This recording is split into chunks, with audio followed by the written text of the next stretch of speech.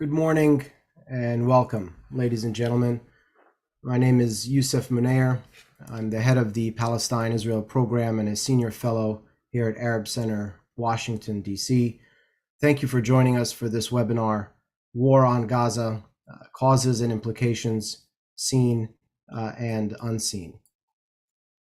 Over the last several weeks, the tiny Gaza Strip, a small piece of land that much of the world decided to forget, has become the epicenter of a crisis with massive implications for Palestinians and Israelis, the region, and indeed the world.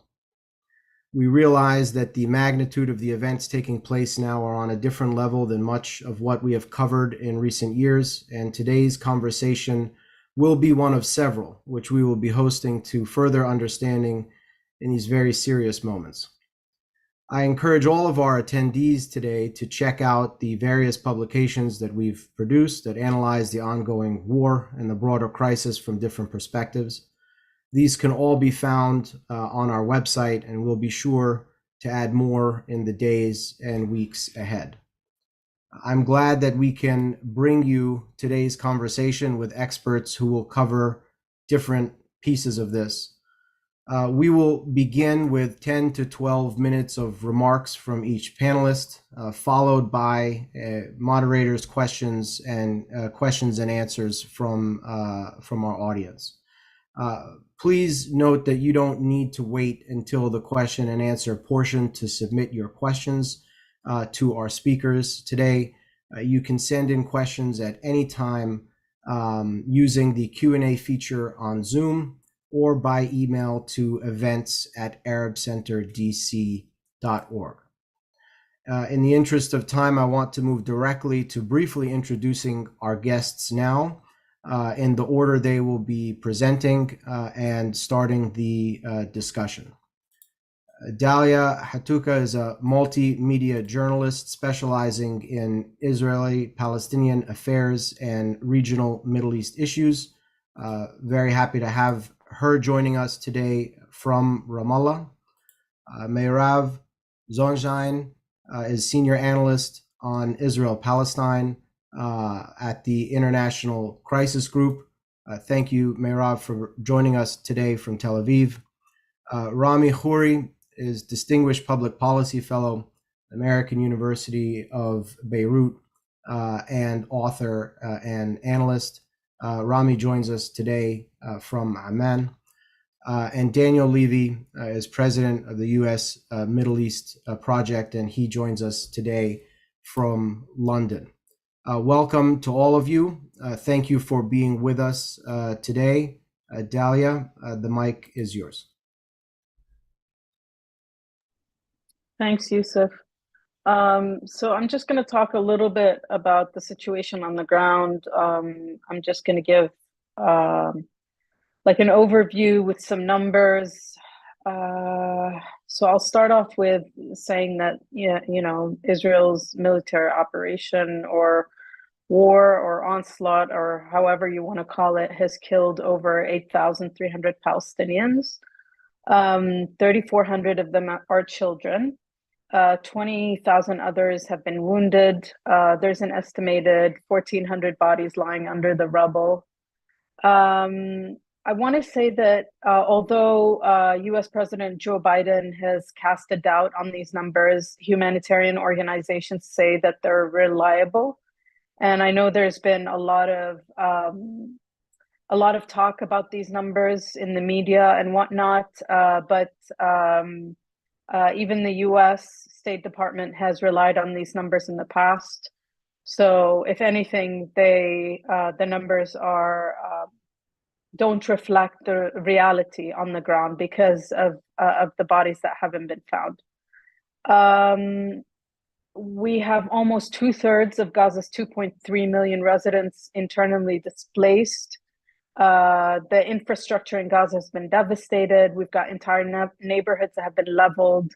Over 40% of homes have been destroyed, damaging countless healthcare, religious, educational facilities. Having already cut off food, water, fuel to Gaza's population, there's also, a very heavy restriction on the entry of humanitarian aid. I believe that since October 7th, a total of 117 trucks have entered Gaza. That's a very small fraction or drop in the bucket of the 100 or 150 trucks per day that the UN usually says is minimally required to meet the basic needs of Gaza's population. Unfortunately, we can expect the humanitarian catastrophe to worsen in the coming weeks because of the invasion, the Israeli ground invasion. Things are getting worse, obviously, with the fact that Israel has cut off the internet and communications access to the Strip. It's been restored reportedly under US pressure. I'm not sure how accurate that is. I think Israel seems to be deliberately relying on a worsening humanitarian situation as its strategy to get Palestinians from Gaza to turn against Hamas. There's been a lot of threats to medical facilities, and that's really frightening. Netanyahu has threatened the bombing of Gaza's largest medical facility, Al-Shifa Hospital, which is sheltering around 40,000 injured and internally displaced persons. There have been threats to Al-Quds Hospital, which holds another 12,000 displaced. Israel continues to heavily target the areas surrounding the hospitals. We know that there are reports that have been verified that Israel has been using white phosphorus. And new videos have surfaced this past weekend showing the use of this illegal weapon. I think that if the worsening humanitarian situation is Israel's road to victory, it can only be overcome through US pressure on Israel to negotiate an immediate ceasefire and then a long-term ceasefire. We know that the UN General Assembly passed a resolution, I believe 4 days ago, calling for an immediate humanitarian truce. Though without US support, it seems unlikely to have any real consequences. President Biden continues to provide Israel with a blank check. There has been some momentum to achieve a ceasefire. Immediately, it's a resolution by a Representative Cori Bush, but it has gained limited traction in Congress. So I think what Palestinians can rely on is the mass protests that are happening across the US and the world, and some of the reported dissent among some diplomats within the State Department who can possibly put pressure on Congress or the Biden administration. Unless these things happen, I think Israel will continue to act with impunity. I don't want to go any further. There's a lot to talk about, especially in the West Bank and a bit more in the Gaza Strip, but I'll turn it to you, Yusuf, and possibly answer some questions later about any of these things. Well, we'll definitely get to Q&A after all of our speakers are done, but Daya, it would be wonderful if you can share with us a little bit about what is also taking place in the West Bank now. So much attention has been on Gaza, and rightly so, but we know as well that there is a lot happening in the West Bank. If you want to share with us a little bit about that now, that would be great. Yeah. So basically, since October 7th, both Israeli soldiers and settlers have killed at least 120 Palestinians. This makes it the West Bank's deadliest period in at least 15 years, according to the UN. 33 of those were children. So what we're seeing is Israeli forces have been carrying out almost daily raids in the West Bank, rounding up mostly Palestinian men. Some of them are members of Hamas, many others are not. An astounding number, 1,700 plus have been detained, and that's taken the total number of detainees to some 7,000. It could be more, obviously, because these raids are happening on a daily basis, like I said. In occupied East Jerusalem, Israeli authorities have either been closing the doors to the Al-Aqsa Mosque, where Muslims pray, or only allowing men and women of a certain age usually the elderly, to enter the compound, and that's also exacerbating the situation. There's even a crackdown on any display of Palestinian identity, including raising flags or carrying pictures of watermelons, which have become a symbol of, Palestinian national solidarity. This is both online and offline. For example, Dalal Abu Amne, a Palestinian citizen of Israel, a couple of weeks ago was detained and kept in solitary confinement for 2 nights because she published a post on Instagram that Israeli authorities deemed as promoting hate speech. It was a Palestinian flag emoji with the words, "There is no victor but God." But the scariest thing that's happening are the settler attacks. The armed settlers have been increasing their attacks on Palestinian communities across the West Bank, and often they're escorted by soldiers. I can get to many examples of people being killed or beaten and whatnot. But the situation is that basically armed settlers are free to do whatever they want. They are contributing to the displacement of Palestinians in the West Bank and using the fact that all eyes are in Gaza to promote this mass forced displacement. They're seeing an opportunity, they're taking it, they're stepping up the violence and racism and all the things that they're known for. And of course, there's no accountability for this violence. There's only an effort to get Palestinians out of more and more parts of the West Bank. And I can talk more about this later as well. Thank you very much for that breakdown, Dalia. Meirav, I want to turn to you now for your introductory remarks. Thank you. So I'll open also with just a quick overview, and then I'll get into a bit about the mood and kind of the political implications of what's going on. So Israel is still, at this point, trying to identify all the bodies of the 1,400 that were killed on October 7th. Some of those bodies are, I think, going to be impossible to identify because they've been burned completely. And so they're still kind of scrambling to figure out the numbers, and also the number of hostages, which is over 240, and include, I think, a good amount of Thai workers. Also, they're having a hard time identifying all of them at once. So those numbers are fluctuating. You also have over 120,000 Israelis who are internally displaced because they can't live in the south anymore. Their houses were damaged. It's now kind of a security zone. Also in the north, in the border with Lebanon, several communities have been evacuated because of the skirmishes there. So you have really a lot of chaos and a lot of trauma in Israel right now. And you have kind of like an overwhelming sentiment that their safety and security has been completely lost. And there's also a very worrying trend, which started before this and is now being upped a lot, which is that Israelis are arming themselves. They're taking out gun licenses. I think I saw a report that it's set to triple. This is something that's extremely concerning. At the same time, it's understandable that Israelis feel it right at this moment that nobody will protect them. That's exactly what happened for hours and hours on October 7th. People are really living in fear and paranoia. And the government's really not doing much to make them feel better. And so a lot of the anger is directed directly at Netanyahu. And I can't really overstate just how much everybody in the country wants him to leave and to move out of his seat. It's like overwhelming to see it. It's everywhere. It's security officials, the most top officials that he's worked with. It's in the news every day.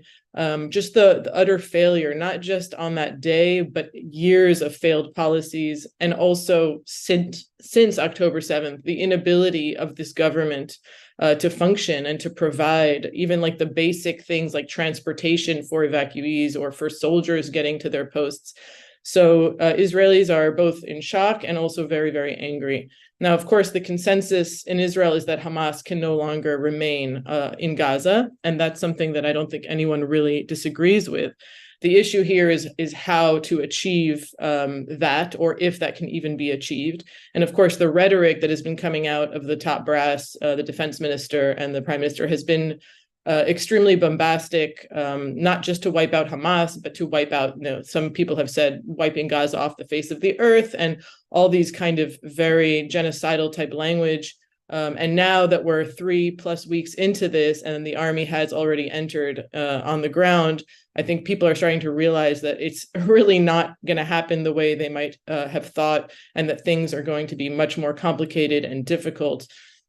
But, there is this kind of issue where Israelis don't know when they can go back to their houses in the south, and there's also a big fear in the public and also in the military of what is going to happen if Israel does start to make gains, and if Hamas is really starting to falter or be incapacitated. Will Hezbollah really enter in this war and start its own front? And I think in some ways, that's even a bigger concern for a lot of the people in the security echelon right now. How to deal with the northern front, and there's also Houthis who even just today from Yemen sent over some drones that were intercepted. I think ballistic missile was launched. This is like 2,000 kilometers that made it over. So there's a lot of uncertainty and fear about what's going to happen next, and I think.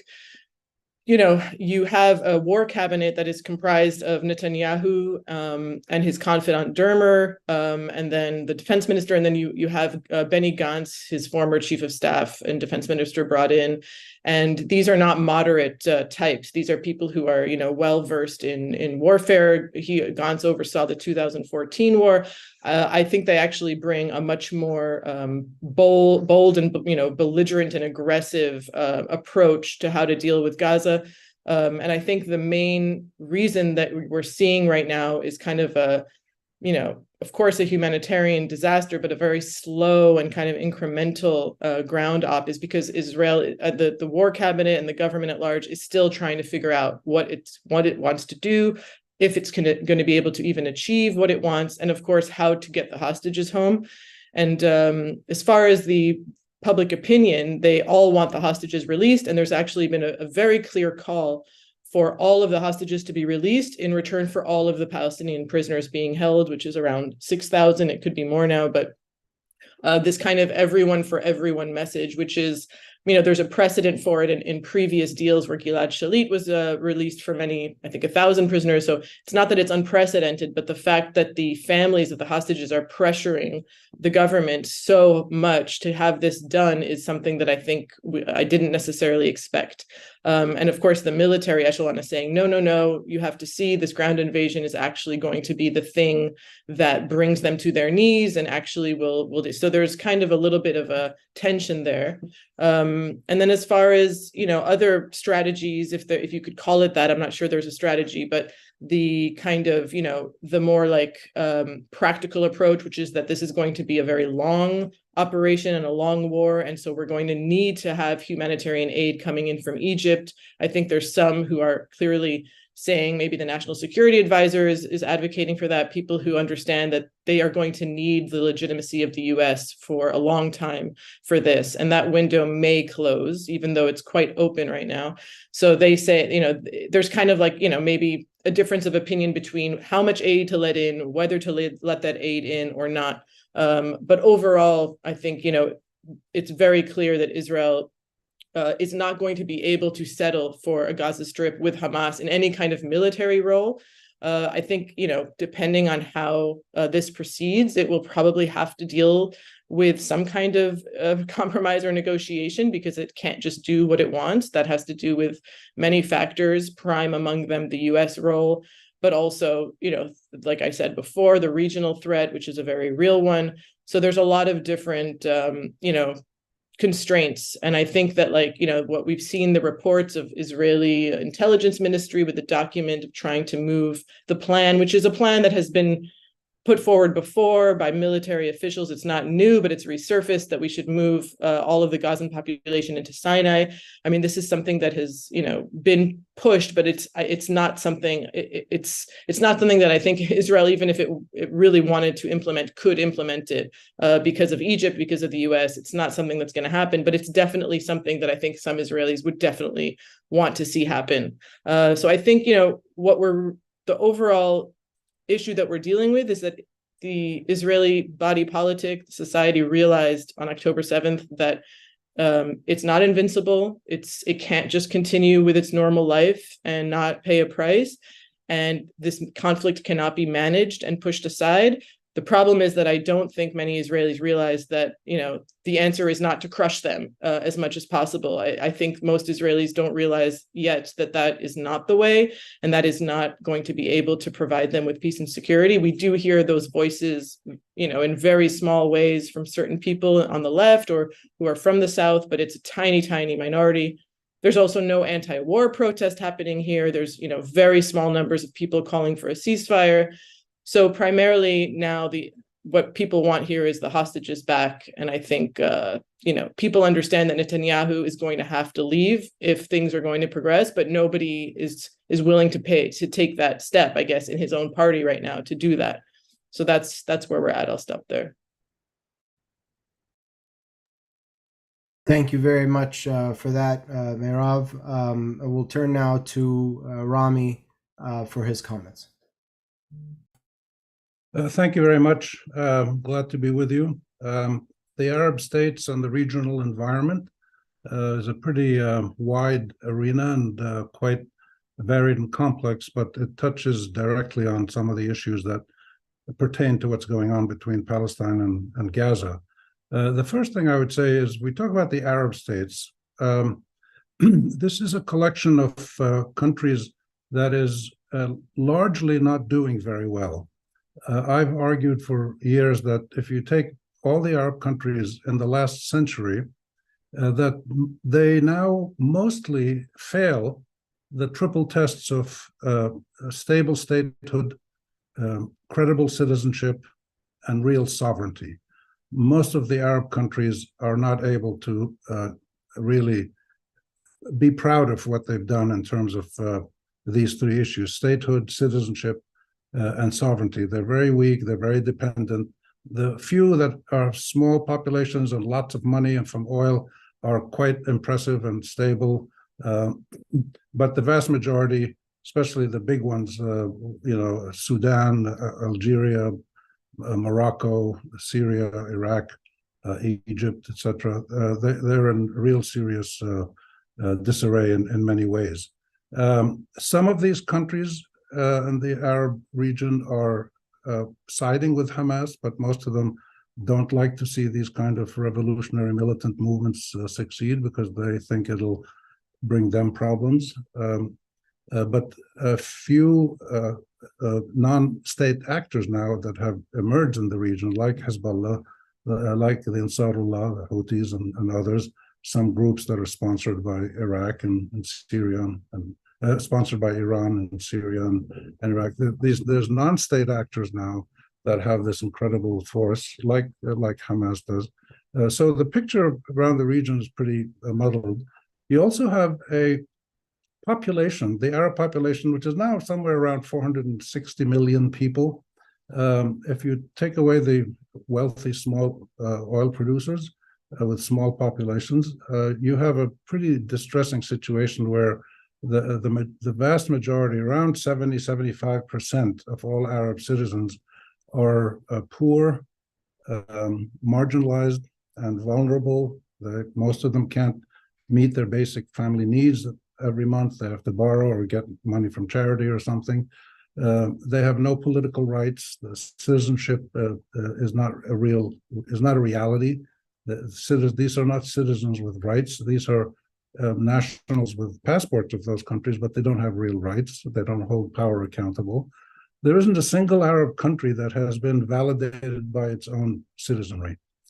So we're dealing with a region with stressed out, often desperate citizens with a small 10-15% strata at the top that are doing well, professionals and people linked to the regimes. So the vast majority are stressed out, and when they see something like this happening, they feel happy, they feel proud, they feel, an Arab can do something, and look what Hamas has done, like Hezbollah forcing Israel into a detente, a deterrence truce in the Lebanese-Israeli border. The majority of Arab citizens are volatile, and we saw them erupt into demonstrations. The regimes are afraid they might erupt into more. So that's something to keep our eyes on. And then you also have this reality that these countries have no power internationally. Back in '73, the Saudis led an oil embargo against the U.S., and I remember that. I was a student that year in the U.S., and it was quite powerful. I don't know if it achieved anything, but they did it. That kind of collective Arab action today is unthinkable, because most of these countries depend on the U.S. or some of the U.S.'s Western allies for their very survival, enough money to cover their basic budget, the state budget, let alone development. So the Arab countries have no real power that they can use. They try to help out here and there, and they sponsor UN resolutions. They do this, they do that, but they're pretty. I think they're not serious actors in this process. We also have the reality that the Gaza war is taking place a century exactly, 100 years after the League of Nations mandate came into effect in 1923, which is 100 years ago. And what we're seeing is the United Kingdom back then and the United States today doing two things that really, really anger virtually everybody in the Arab world, whether it's a powerless citizen or a powerful leader, which is they support the Zionist movement and now the state of Israel almost without questioning and allow them to do what they've done. And they are blind to the Palestinians. They don't see the Palestinians. They don't feel they have any rights. They don't feel that they have any political importance. They don't need to be paid attention to. And we see this happening to the point where in the United States, you have movements now to make supporting Palestine in this conflict a crime, because they say if you support Palestine, you're supporting Hamas and you're supporting terrorism. And it's fascinating, the parallels between the US today and the United Kingdom 100 years ago. But the fact that it's gone on for 100 years, I think, is something that we need to pay attention to. And this is something that makes us look at the colonial situation with the colonial powers and the colonized powerless people. Another thing that's very similar between now and 100 years ago is when the Zionist movement got moving in the 40s and 30s and 40s, you had armed gangs of terrorist groups, Jewish groups going around, Zionist groups, attacking Arabs, burning villages, throwing them out. There was a couple 100,000 Palestinians who were evicted from their homes before May 1948, before the actual partition. So this had been going on for years in Palestine, and you have it now, armed Jewish thugs going around, burning houses and driving people out of their homes. So these are this environment that we're looking at is one that causes great pain around the Arab world, but the Arab world is not in a position to really act in any significant way, with the exception of Hezbollah. Hezbollah in Lebanon, I lived in Lebanon for 20 years and followed them and knew that some of them and followed them closely. They have achieved something that no other Arab entity state has done, except possibly Hamas now, which is they forced Israel to feel pain and trauma, and they have maybe forced Israel to, at some point in the future, get into a negotiated truce of some sort, which is what's happened with Hezbollah. That hasn't happened with Hamas yet. Hezbollah, I believe, will keep harassing the Israelis. They're testing out all the time the Israeli response, the Israeli public sentiment, the troops, how dynamic are the troops, or are they scared, or so they attack a little station here, they send a drone there, they shoot a soldier here. They're trying to create psychological terror and fear among Israelis rather than attack them with 1,000 rockets, which might happen if they get into a war. But the Hezbollah has achieved something that people around the Arab world recognize, and the UK, the British then, and the Americans now are totally blind to, which is that the combination of resistance and defiance breeds respect. Hezbollah is respected in Israel because of its resistance and defiance. Hamas, we'll have to wait and see how things play out. Hezbollah I don't think they're going to enter into a full-scale war, and I don't think the Iranians are either. This is something that people in the United States are hysterical about. They constantly ask about Hezbollah and Iran. But it's not out of the question, because if the war goes well or badly, they might possibly join. But I still don't think that's likely. And the last point I'll make about the environment, which we should keep our eyes on, is that you have the biggest Arab power, which is Saudi Arabia, is in a very funny, weird situation with its young new leader maturing very quickly. I mean, Mohammed bin Salman today is not the same man he was 5 years ago when he was doing crazy stuff around the region, wars and kidnapping and blockading and stuff. Now he's much more mature. He's learned fast, and it's not out of the question that you might have the Saudis lead a revised introduction of the Arab peace plan of 2002, because everybody's asking what's going to happen next, and nobody really knows. My sense is that there's a good chance that if you get a serious international coalition of mediators, which can work with the U.S., because the U.S. is not a serious mediator, but it has to be in that group because they're the only people the Israelis accept.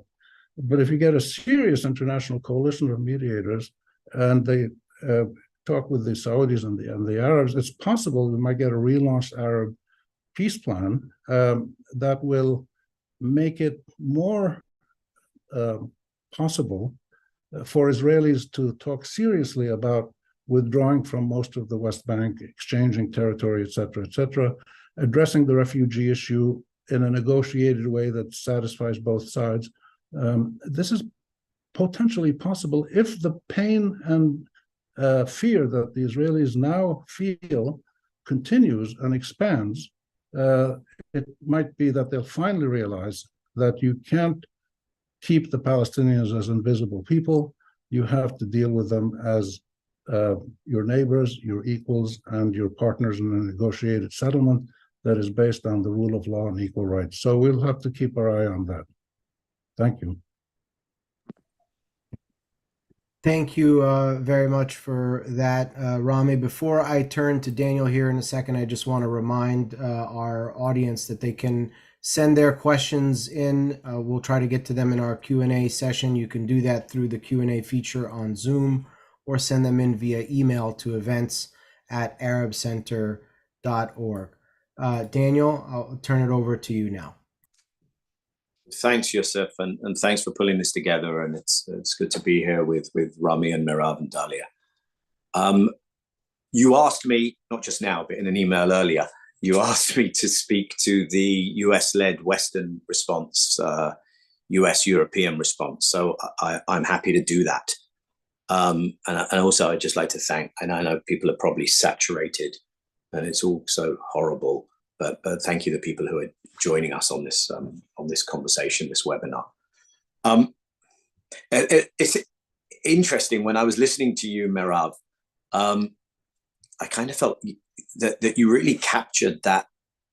Yes, we're rallying together, but the new level of the disgust that Bibi has gotten to. And yet here we are, the Western leaders are the last of the Bibyists, really. They're all rallying to his side.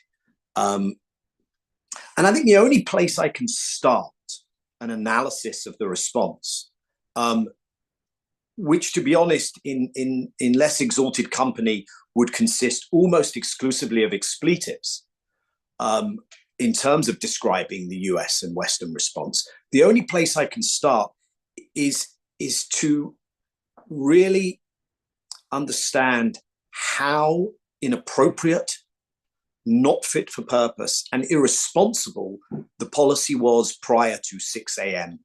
on Saturday, October the 7th, because you can't understand it without understanding that background. And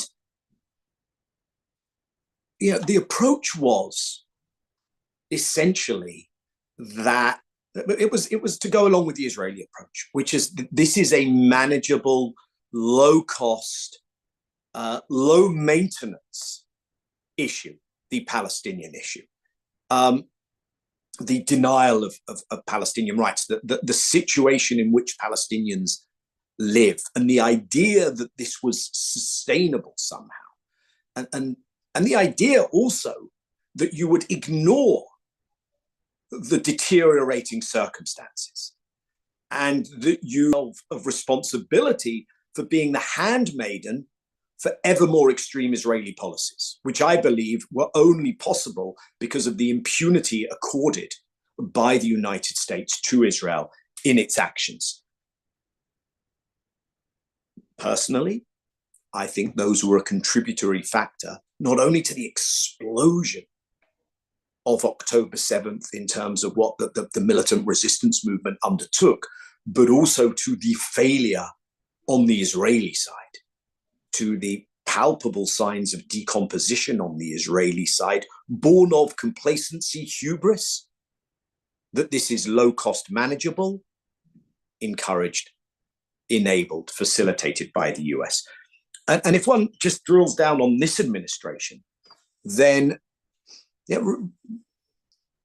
Massimino, I mean, without major changes, they continued the Trump administration policy. And the Trump administration policy, yes, had elements of continuity as well as change from its predecessors, but it was really egregious. And that level of an egregious policy needed to be fundamentally shifted, and it was not. So, I mean, it's almost hard to remember, but in the world of a few weeks ago, this is what we were talking about. This is the kind of nonsense that Jake, read the print version, Sullivan was able to write in Foreign Affairs. Here we are talking about this alphabet soup of nonsense. I too, you too. In one of his speeches recently, pay good attention to I too, you too. That's the future of the Middle East. What is I too, you too? Israel, India, USA, UAE. The Negev Forum. What a fantastic accomplishment. We've managed to bring the Abraham Accord normalized countries from the Trump era together with Egypt, together with Israel, overseen by Secretary of State Blinken, together in the Negev. And you've even called it the Negev Forum, just to really poke everyone in the eye with that one. And now, just a few weeks ago, we had IMEC. What's IMEC? The India, Middle East, Europe corridor. A new transportational node that would connect India, Asia, through the Gulf, Israel, Jordan, into Europe. Because that's what not serious people do, I'm afraid. They build castles of sand in the sky. And of course, the crowning accomplishment was supposed to be the US-Saudi deal, which would include an element of normalization with Israel. And how could one smuggle as little as possible Palestinian into there? And so approaching October 7th, we'd almost lost sight of the fact that there is a pernicious reality on the ground, and the windows of quiet were getting shorter. This administration had to deal with May 2021. It should have been aware of what was going on. But it carried down this path of closing all avenues to the Palestinians of non-violent redress of the circumstances in which they are held. more attacks on sanctioning, on BDS. Going to the ICC, the Americans pushed back against the ICJ. This is lawfare, diplomatic terrorism, all those things. So that's the lead up to October 7th. And look, October 7th was horrendous for Israelis.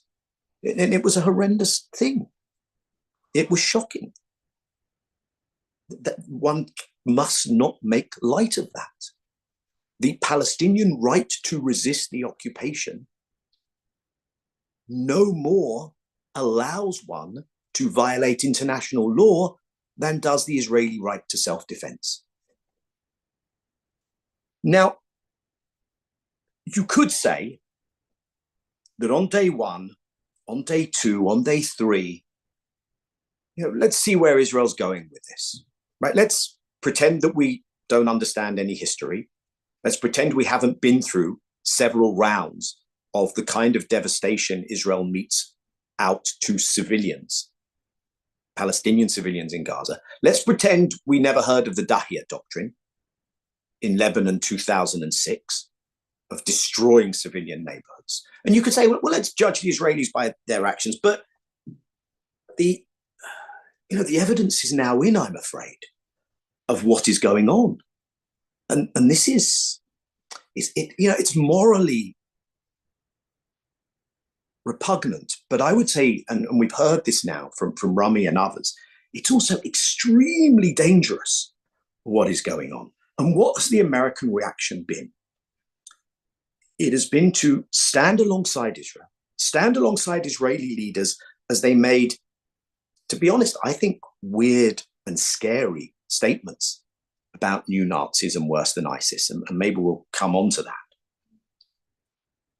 Europe, America, President Biden, European leaders, my own Prime Minister Rishi Sunak, Macron, Meloni, Chancellor Schulz of Germany, others, Ursula von der Leyen, who really should have a special place in hell reserved for her, have come in this convoy to Israel, and they've stood alongside Israel. And I think that they are now deep in a trap. America has provided military aid, has increased its direct military presence, and has provided political support. And if I list, I think the 5 things that I think America, the American-led West with Europe, have done that since October 7th, because what we have now is a reality where Dalia gave us some of the figures.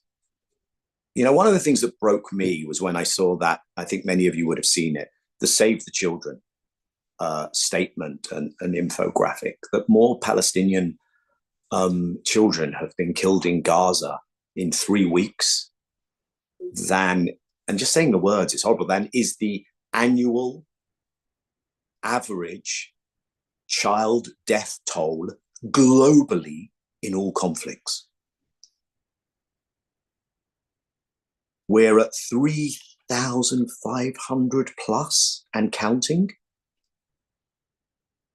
Think about the way Ukraine was played out and how it was depicted.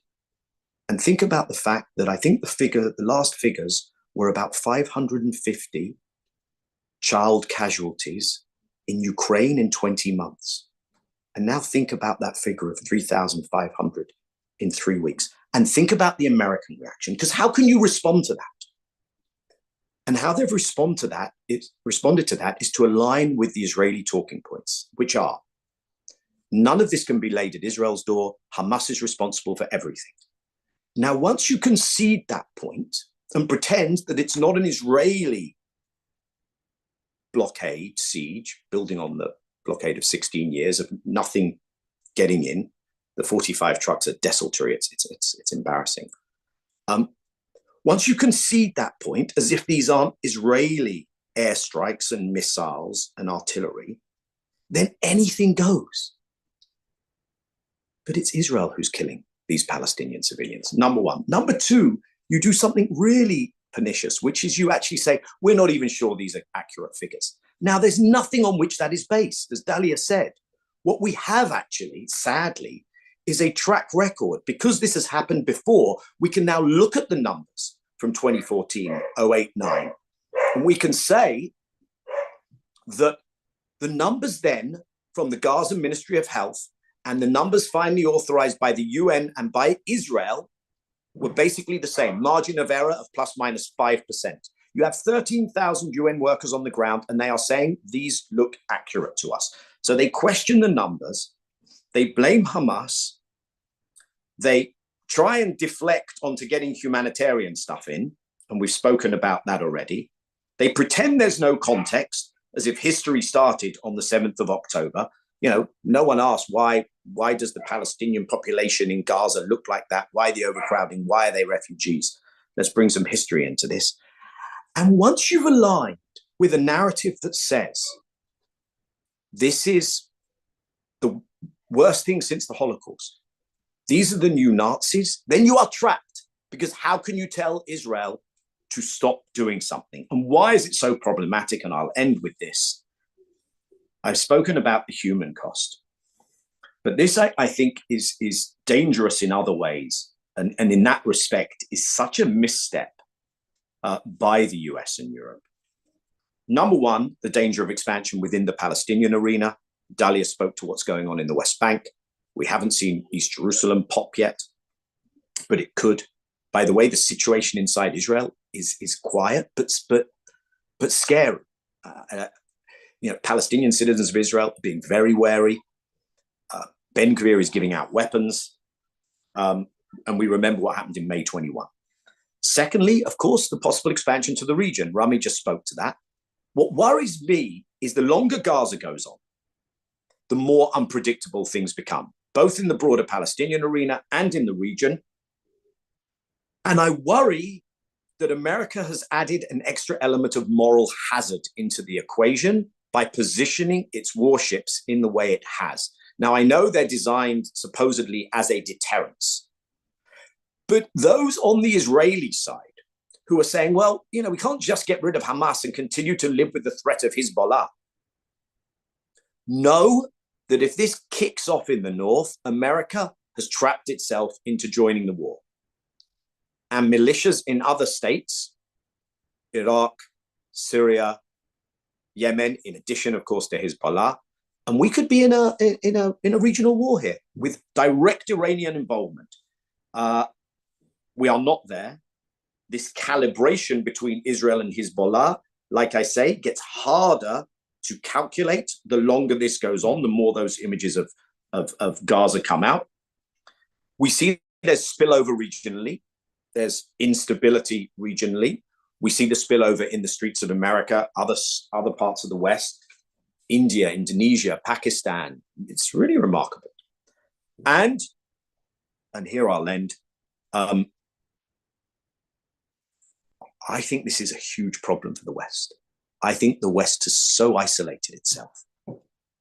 And I actually think it's a really bad thing that Western liberal democracies have just shown themselves to be palpably incapable of being able to balance at the same time how they do domestic politics and how they manage a global crisis.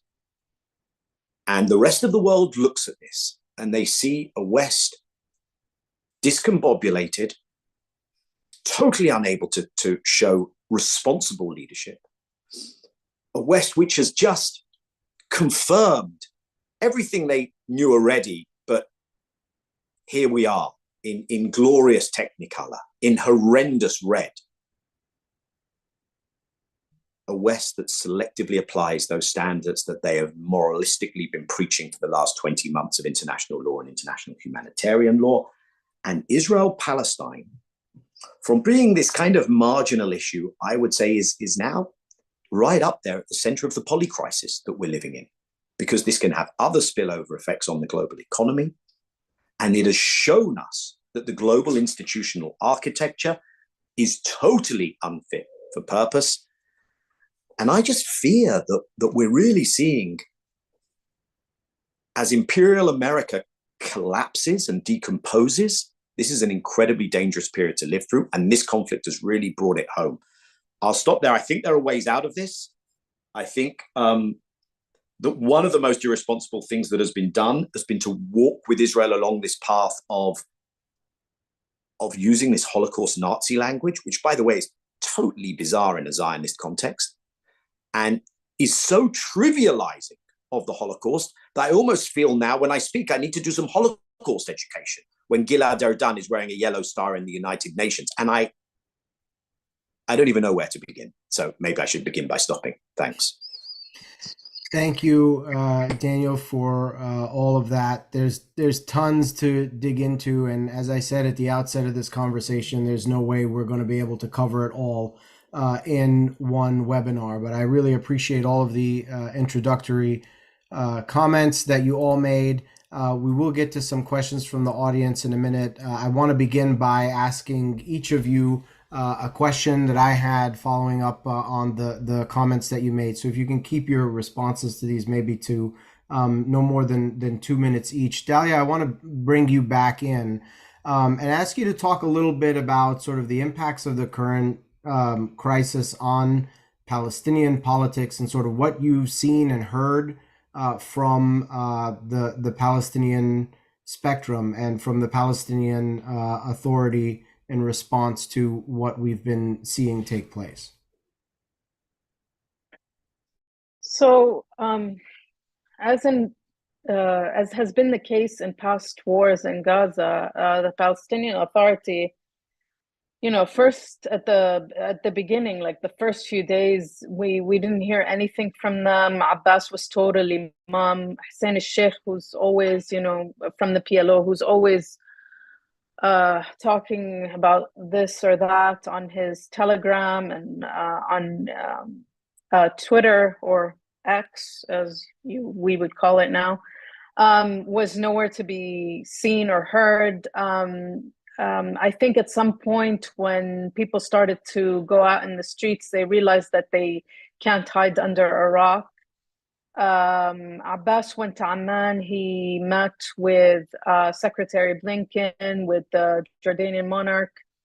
And then at some point that night, that was the night that the massacre at the Al-Ahli Baptist Hospital happened. And he realized that he needed to take a position of some sort. So he left and went back to Ramallah, didn't meet with Blinken, and gave a statement of some sort. Honestly, no one, at least none of the Palestinians I've spoken to, are really paying attention to him. The only way they are talking about him is in the fact that he had very little to say. At some point, I think he said that Hamas does not represent Palestinians, all Palestinians, which is true. Hamas does not represent all Palestinians, but that's not what, that's not what people were looking for, or Palestinians were looking for in their leadership. He resorted to doing the same thing that he always does, which is to hold, a special meeting of the PLO Executive Committee. Again, nobody really cares about that. His numbers are still dwindling. More than 80% of Palestinians want him to leave. Nothing's changed in that sense. If anything, I think once we see polls coming out after the Gaza war, or maybe throughout, depending how long it goes, we're going to see these numbers go up, I think. And it's kind of sad that Palestinians on that level, on the highest level, have someone like Abbas who's been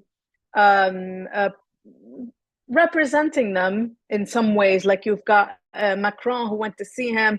I mean, both of them are useless in many ways, and nobody knows why Macron is meeting Abbas. It's not like Abbas has anything to add to the conflict. So in that sense, I think Palestinians feel that they are alone. They feel abandoned. And then we had, and this is what I'll end with, 3 Palestinians were killed by Palestinian Authority security forces.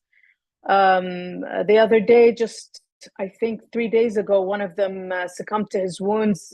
He was a young man in Ramallah who was actually hit by a PA security forces vehicle. And it was because people went out to express their anger and to express their solidarity with Palestinians in Gaza. And to have 3 Palestinians die at the hands of other Palestinians is really shameful. And I'll end there. Thank you for that, Dalia. Yeah, I mean, the reason that I wanted to ask this question is that we've heard a lot of conversation about sort of the day after in Gaza, and all of this talk about who's going to take over, and it seems to be missing an understanding of where Palestinian leadership is and the sort of legitimacy crisis that that exists there. Meirav, I want to turn to you now. You talked about Israelis, completely losing a sense of safety and security, and also there being this, consensus around the need to, remove Hamas from Gaza entirely. But also, you expressed doubt about that even being a achievable goal. The 2 things I wanted to ask you about in relation to that. Number one is, what are the consequences of failure there for Israeli government and society? And also, you talked about sort of there not being a whole lot of anti-war demonstrations. I wonder if you can say a word about sort of the repressive climate that we've heard a little bit about towards dissent in Israel today.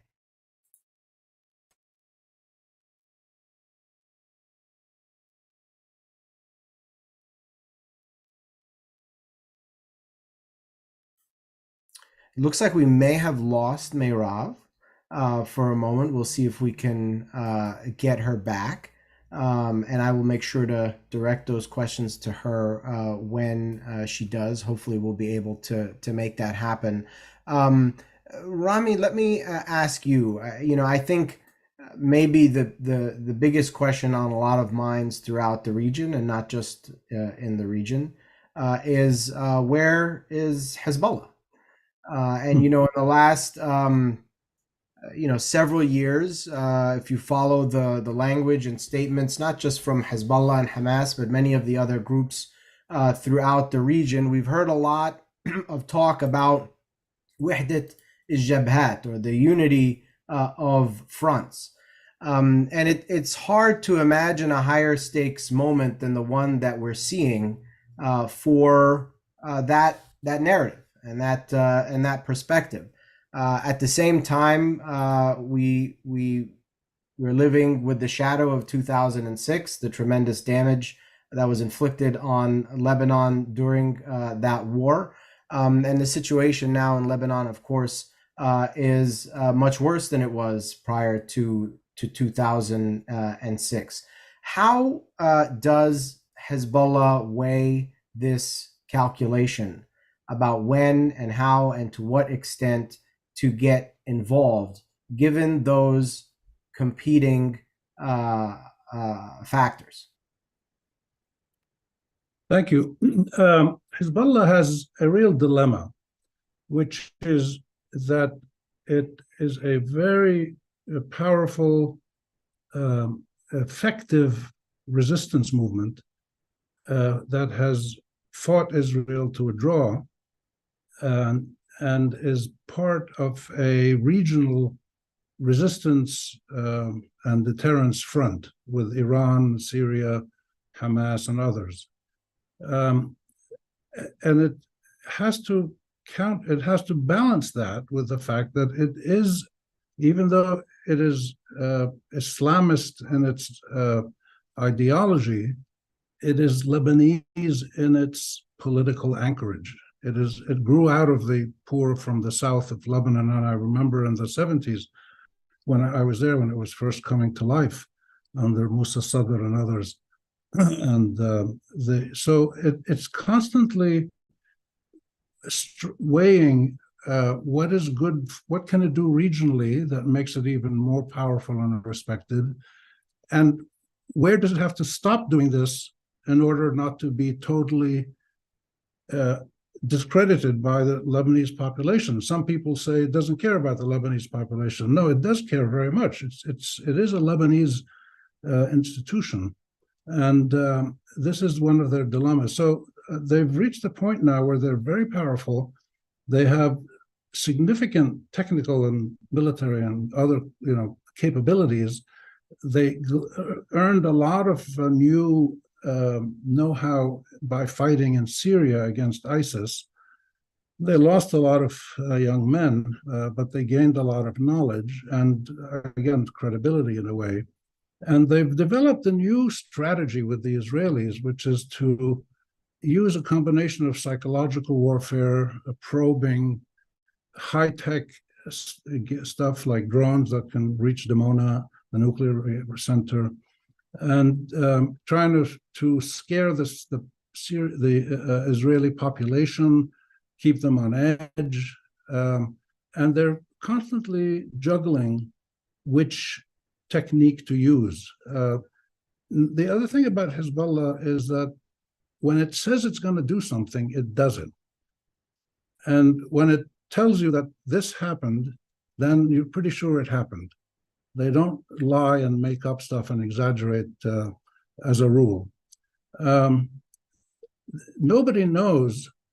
I've lived in Lebanon many years, and I've heard thousands of discussions, and certainly in the West as well. Does Iran tell Hezbollah what to do?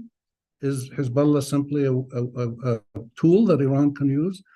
Or is Hezbollah able to make its own decisions? I don't think it's a tool of Iran. I think it makes its own decisions based on what it knows it has to do to be effective in Lebanon for years to come, but as part of a regional front. So it's constantly weighing all of these different factors. And in the end, they're going to play as much of a role as they can now militarily to help Hamas, which they're already doing. They've lost something like, I think 40 or 45 people have been killed. And they've killed about 7 or 8 Israelis, I think. They're going to keep doing that. And we don't know. Nobody can predict. But my best estimate still is that Hezbollah and Iran would rather avoid getting involved in a regional war, both because the U.S. is there and also because the Israelis are crazed enough to use their nuclear weapons. Thanks for that, Rami. Meirav, I know you were back with us. We had lost you for a minute. I'm not sure if you had a chance to hear the questions that I was asking, but I'll repeat them. So you had talked about this sense of safety and security being lost in Israel, and also this overwhelming consensus that Hamas cannot remain in Gaza. But you also expressed doubt about how achievable such a objective is. So one of my questions for you is sort of what are the consequences of failure, both for the Israeli government and society in this? And you also talked about sort of the lack of real anti-war demonstrations or calls for ceasefire at the moment in Israel. And I wonder if you could say a word about sort of the repressive climate and the extent to which dissent is really possible today in Israel. Yeah, so on the first question, I mean, I can convey what, I think military officials believe. I don't know if you want my opinion or you want me to convey what people in Israel who make the decisions are feeling, because there's two very different things. But the kind of war language, the sentiment here is that there's no way that we can't get rid of them, because that would be basically saying we can have them on our border, and then regionally we'll just be seen as weak, and we won't be able to restore our proper status as the regional superpower. So, I mean, there are other consequences, of course, but that's like the meta macro overall thing where it's us or them. There's no middle ground.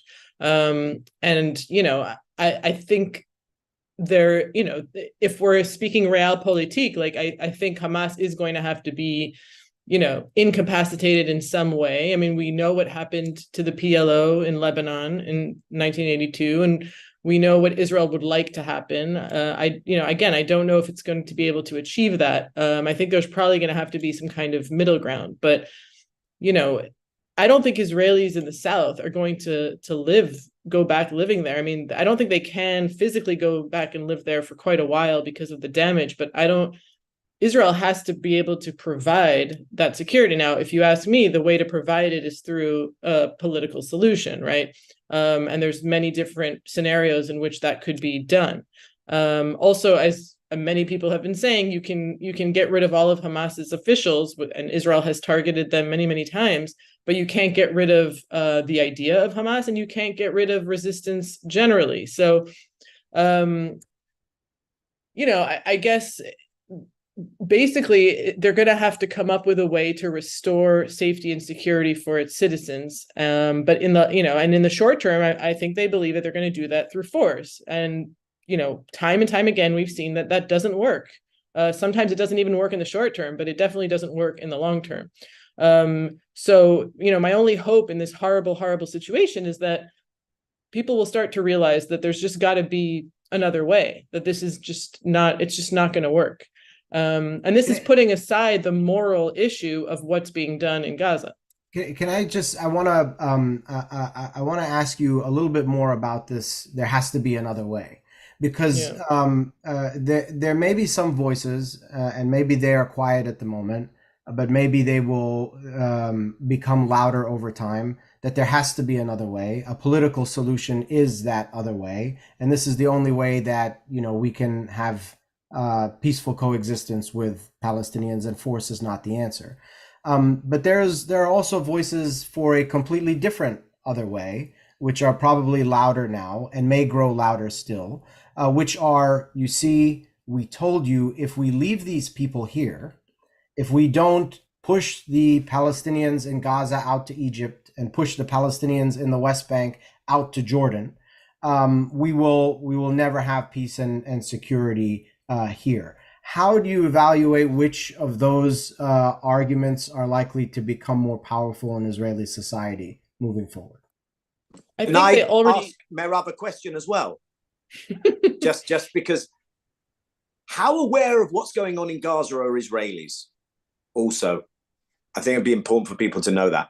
Yeah, the short answer is they're not aware, and they don't care. But obviously there are some Israelis who are tuning into foreign news channels, but on Israeli TV, you're seeing very little, if at all. So as far as I think the real, you're speaking to something it's very much the sentiment. I think that, it's the criticism of Netanyahu that you're hearing on TV is not like, oh, we need to now come to a political solution. It's, oh, we told you we needed to crush them from the beginning. You gave them all this money from Qatar. Look what you did. So, there's that sentiment is there. It's there on all levels. I just think that there's too many constraints for Israel. Israel's not going to be able to push, or sorry to be so morbid, but as one friend of mine said to me, Israel can't kill all the Palestinians. It just can't do it. So it also can't push them all into Sinai. That's just not going to happen. But I'm sure, again, that there's many who want that to happen. So, luckily, there's still some constraints, I guess. But I think that the main fallout of all this, beyond the situation in terms of security, is that the Israeli left that doesn't even exist anymore will literally not exist in the immediate term. I don't see how, that could happen. And I think you're right that Israelis this is only reinforcing for them that it's us or them. Again, I think eventually there will be a little bit more of a sobering. At this point, it's not happening, but and there's also no leadership. Everybody talks about how the Palestinians have no leadership. Israel has no leadership. There's nobody there. Even if Netanyahu went away, even if all of the government went away, there's nobody to step in. The only person who could step in is Ayman Odeh from, a Palestinian party. There's nobody who's actually advocating for something different. And even Ayman Odeh's message is quite moderate. It's a two-state solution. It's not anything. But so Israel needs a major, regeneration, which it could take a very, very long time. You had another question about dissent, right? Yeah, it's just very quickly on the climate towards dissent. Yeah, so I wrote a piece in the New York Times in 2014 about how Israel was silencing dissent, and now it's on steroids even more after this. it's Palestinian citizens of Israel are being taken away, suspended, all kinds of crazy things for, like Dahlia said, a Palestinian flag for posts that were written 5 years ago. And this is, again, something that's not new. It's been happening, but now it's on steroids. And as well for Israelis, Jewish Israelis, it's not easy. And obviously it's different, but we're starting to see a little bit of that as well. I think the police chief basically said any identification with Gaza or something that could be interpreted as identification with Gaza is not going to be allowed. Now, even if Israel doesn't actually implement, like pass a law about shooting protesters, which is on the table, or if the police chief isn't actually able to do that, the fact that they say it is already, that's it. That's the effect. I mean, that's the chilling effect. And so it's very difficult to advocate for anything other than military assaults in Israel right now. And I think, if we remember the judicial overhaul, right, Israel wanted to change all these laws, remove the high court from its power. It's already happening anyway. They don't need the judicial overhaul. They're doing whatever they want under the cover of war. And that's certainly happening also with de facto annexation in the West Bank now as well, which is a separate issue, but connected. So it's really quite a disaster. Thank you, Meirav. Daniel, I have a question for you. I want to get your assessment of this argument. We've heard this a little bit in response to trying to understand the Biden administration's approach, and it focuses essentially on a desire to kind of control the situation to the extent that they can to prevent a wider war that would further implicate American interests. And essentially, the idea is that the administration believed that short of fully echoing the Israeli position after October 7th, they would not have any control or leverage over trying to modify Israeli behavior when it would matter the most in terms of determining how much bigger this thing could get. Could you give me a reaction to what you think about that argument? Do you want that reaction by way of a facial expression, a raspberry sound, or an expletive? No, but seriously, I mean, I honestly have nothing to say to that because it is so pathetic. We have now probably bordering on as many Palestinian civilian casualties as all the casualties in Ukraine. So way to go, Joe, in terms of the success of your bear hug approach. Now, people may say to me, but we don't have a regional war. And I would say, yet. I would say every day you allow this to continue, you are inching closer to something far more dramatic. Let's see what Hassan Nasrallah says on Friday. I think it will be a measured escalation. By the way, what Hezbollah does already ties Israeli forces down in the north. So it's not contributing to the dynamic. I get that there is this bear hug theory, right? Which is what you were sharing with us. Yeah, it's...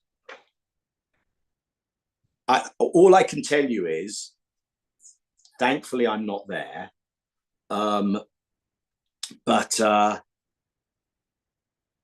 the rest of the world is looking at this, and as pathetic as I think you look, it looks even worse in other places. I think this is doing huge damage to America, and actually, I kind of not. The conclusion I've drawn is the only way they may shift is if the sense of political vulnerability, domestic political vulnerability, becomes more tangible. In other words, is there really a possible bleeding of votes from certain communities? I think that's the only language they understand.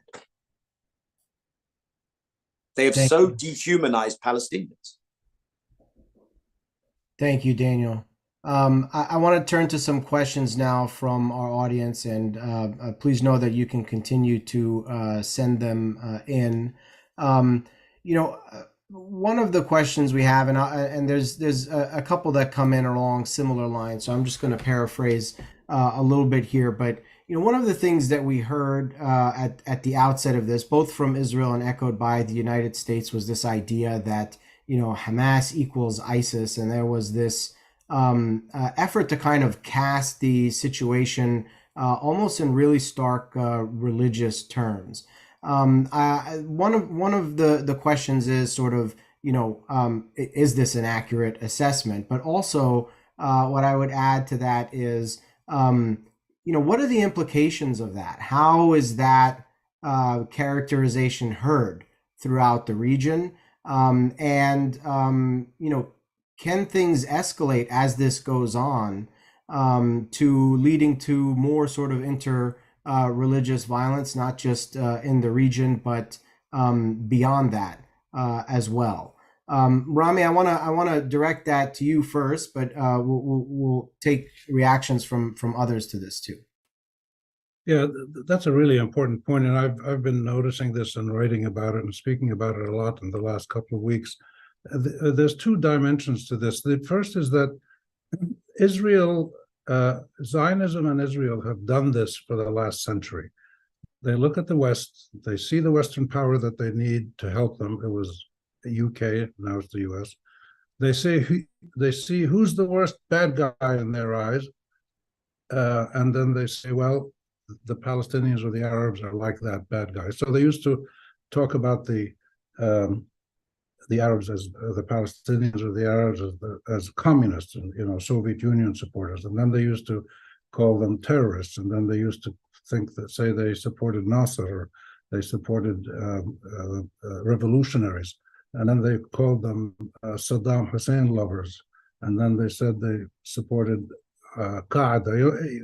With time, they keep changing the comparison they make, but every time there is a comparison. Now it's ISIS, and of course the Nazis. They talk about the Nazis, and if you notice, the comparisons are with two. And they talked about this is like 9/11, and this is like Pearl Harbor, very American-centered events. So this is a strategy that has been successful for most of the century, but it started losing some of its shine about 10 years ago, because the world knows a lot more about the reality of what Israel is, what it does. They could always pull the wool over the eyes of the West because the West didn't really know what was the reality of the Middle East. Now the people know it through social media, through travel, through tourism, through educational exchanges. So there's now, of course, it's 24 hours on TV if they want to watch it.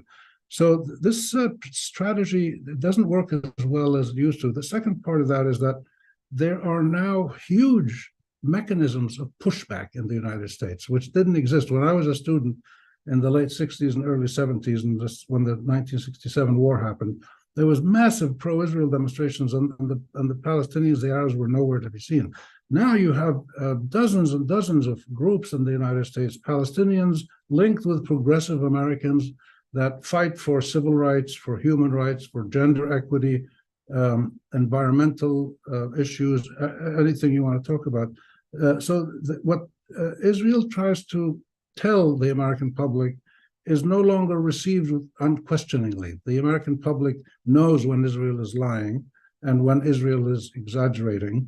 And I think the American public also knows when pulling America into a war in the Middle East is not something that citizens of the US want to do. So the environment for Israeli propaganda, which is usually based on a combination of lies, exaggerations, and directing your attention somewhere else, deflecting the issues, that doesn't work as well as it used to. So this ISIS comparison, I don't think is going to be it's not going to be very successful. It'll wear off in a few days. Just let me add one other point, that there's a bigger domain in which we need to look at this conflict.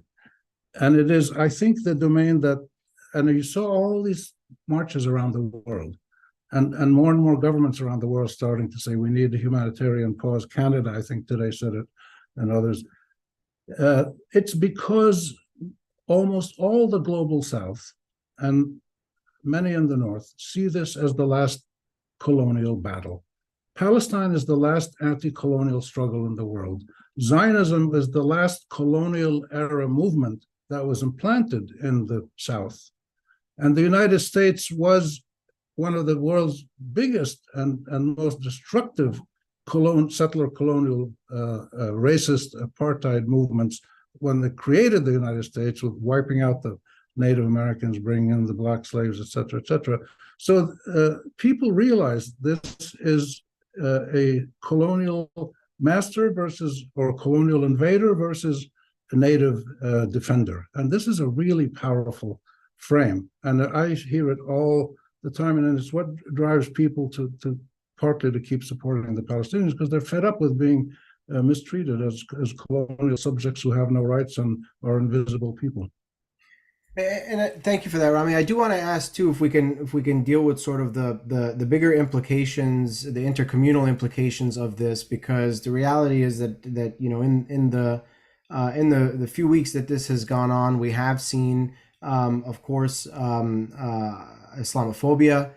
Here we've seen a 6-year-old in Chicago that was murdered. We've seen a doctor in Texas who was murdered. We've seen also attacks on Jewish communities and establishments. And these are real things that are happening to real people all over the world. And so I wonder if anyone has any reaction to these concerns and ways to address them. I can come in for a sec.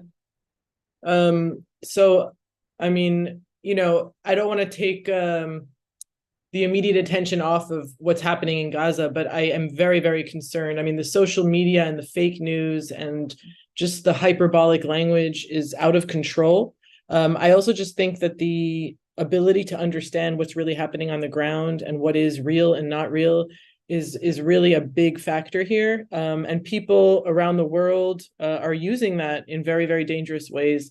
And like you said, we're already seeing the impact. And so, I mean, Israel was created to provide a place for Jews to be safe. And not only is it not providing safety for Jews here, but it's actually endangering Jews all over the world. Now, I know I'll probably get a lot of criticism for saying that. It's not, you know, Israel's fault when somebody decides to attack a Jew somewhere, but it is responsible as well. There is a responsibility here because Israel has talked for so long as if it's, you know, the speaker for the entire Jewish people. And also Zionism has tried to equate Jewishness of any kind with Israeli nationalism, and that has consequences. And we're seeing those consequences right now.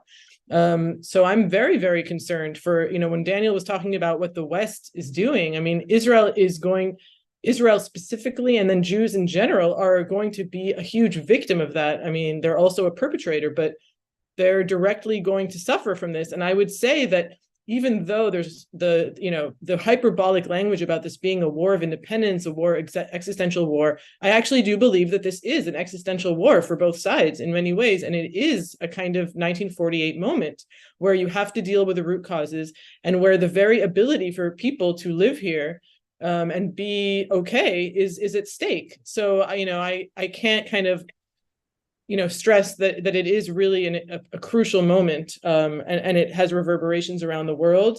And it's very difficult to know how to kind of rein that in, but certainly the ability for people here to kind of gain a little bit of control over what's happening and stop the violence is going to go a long way in stopping what's happening abroad. Thanks. Can I jump in on that? Yes, briefly, Daniel, go ahead.